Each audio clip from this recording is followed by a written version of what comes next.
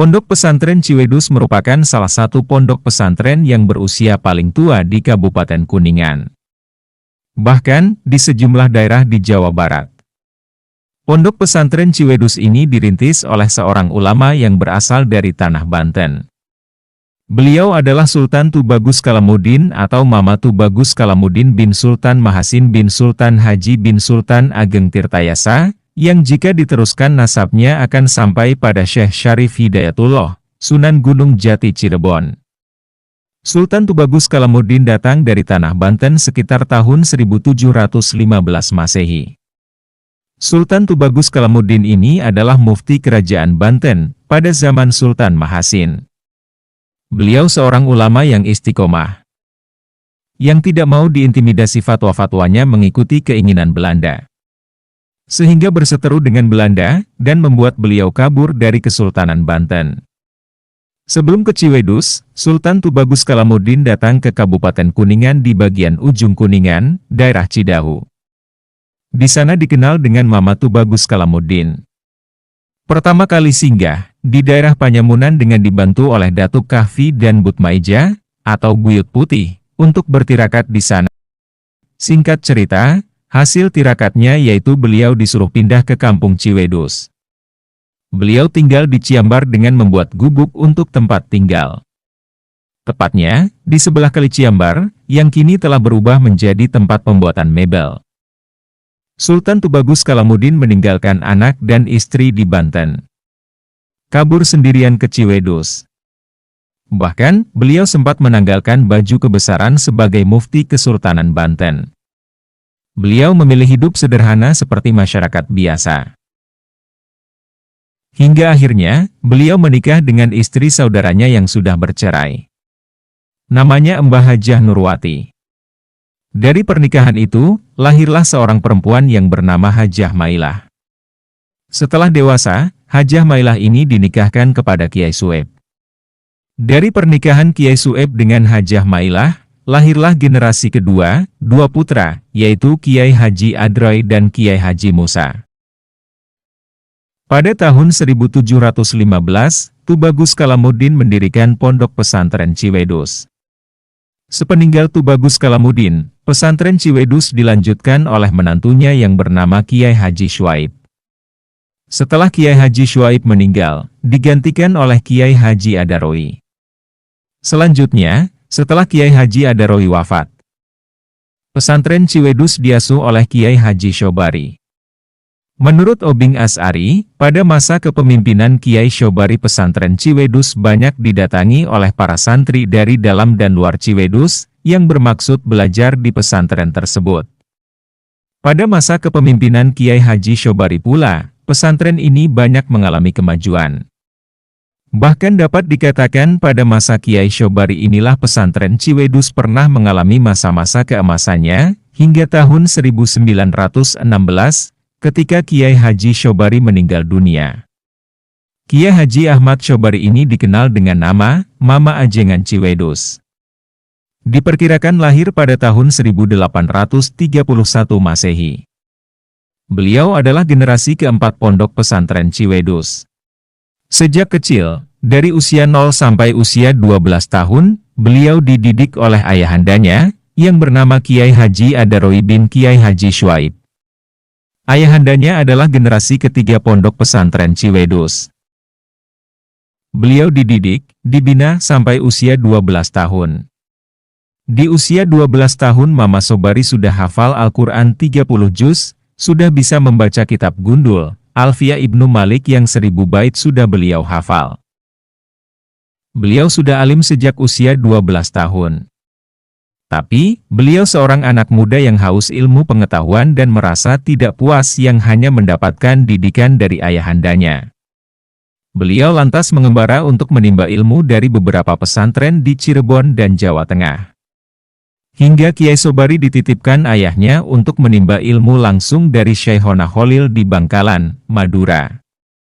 Sepulang menimba ilmu di Madura, yakni pada usia 31 tahun, Kiai Haji Ahmad Syobari dinikahkan dengan sepupunya bernama Fatimah, yakni putri dari Kiai Musa, yang merupakan adik kandung Kiai Adaroi. Setelah itu, Kiai Ahmad Syobari pun mulai mengemban amanah memimpin pesantren Ciwedus. Di bawah kepemimpinannya, Pondok Pesantren Ciwedus pun maju pesat. Nama pesantren Ciwedus tersohor ke berbagai daerah. Hal itu tak lepas dari harisma Kiai Haji Ahmad Syobari. Menurut Kiai Ahmad Mustafa, ketokohan Kiai Syobari juga karena berkah dari ketadimannya terhadap guru. Kian hari santrinya pun semakin banyak. Di antara santri Kiai Haji Ahmad Syobari yang merupakan tokoh besar dan pendiri pesantren di antaranya, Habib Abdurrahman di Semarang, Habib Jagasatru di Cirebon, Kiai Haji Sanusi di Babakan Ciwaringin, Cirebon. Selain itu, ada Kiai Haji Syatibi dan Kiai Haji Hidayat yang juga berhasil mengembangkan pondok pesantren di Cikijing, Majalengka. Termasuk pula tokoh pendiri PUI dari Majalengka, yakni Kiai Haji Abdul Halim. Di daerah Kandang Sapi, Cianjur, ada Kiai Haji Zainal Mustafa. Sementara di Cilimus, Kuningan ada Kiai Haji Mutawali dan Kiai Haji Mahfud. Sosok ulama besar lainnya yang juga merupakan alumnus pesantren ini adalah Kiai Haji Sujai di Gudang, Tasikmalaya, Kiai Haji Hambali di Ciamis, Kiai Haji Syamsuri Baidowi di Tebuireng, Jawa Timur, Kiai Haji Ilyas di daerah Cibeunteur, Banjar, dan masih banyak lainnya. Kiai Haji Ahmad Syobari begitu tegas dalam memberikan ilmu pada santri-santrinya. Konon, meski belum ada pengeras suara, saat mengajar ngaji santrinya suara Kiai Syobari bisa sampai terdengar oleh santrinya hingga berpuluh-puluh meter. Selain mengurus pesantren, Kiai Syobari juga kerap berdakwah dari satu daerah ke daerah lainnya.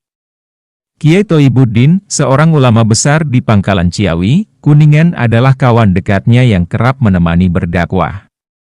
Kiai Haji Ahmad Syobari dikenal karena kealimannya di bidang ilmu fikih. Banyak kiai pesantren di Jawa Barat ketika mengajarkan kitab fikih, terutama Fathul Muin, bertawasul kepada beliau. Bukti lain, menurut kesaksian putra keturunannya, beliau pernah mengarang kitab Syarah Fathul Muin. Namun demikian, beliau juga tidak hanya mendalami ilmu fikih. Beliau juga seorang pengamal thorikoh syatoriah.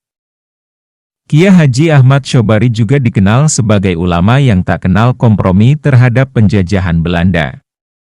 Beliau pun menggerakkan umat muslim di Kuningan untuk melakukan perlawanan kepada Belanda. Dengan harismanya itu, Kiai Syobari menjadi sosok yang ditakuti Belanda. Bahkan menurut Kiai Ahmad Mustafa, Kiai Syobari turut bergerilya memerangi Belanda. Kiai Syobari wafat pada hari Rabu 16 Agustus 1916 Masehi atau 17 Syawal 1334 Hijriah dan dimakamkan di lingkungan pesantren Ciwedus. Pasca kepergian beliau, Belanda mulai berani memasuki wilayah desa Ciwedus, tak terkecuali pesantren Ciwedus. Bahkan menurut Kiai Ahmad Mustafa, pada 1935 Belanda membakar habis pesantren beserta kitab-kitab tulisan tangan Kiai Syobari. Beruntung, keturunan Kiai Syobari masih bisa menemukan salah satu kitab yang ditulis beliau, yakni Kitab Tasyawuf Thorikoh Syatoriah. Sementara menurut Kiai Ahmad Mustafa, pihak keluarga masih mencari dua karya fenomenal Kiai Syobari lainnya, yakni Syarah Kitab Fathul Muin dan Syarah Tafsir Jalalain. Sebab dulu itu banyak kitab-kitabnya yang dibakar dan sebagian itu diselamatkan santri-santrinya yang telah menyebar ke berbagai daerah, tuturnya.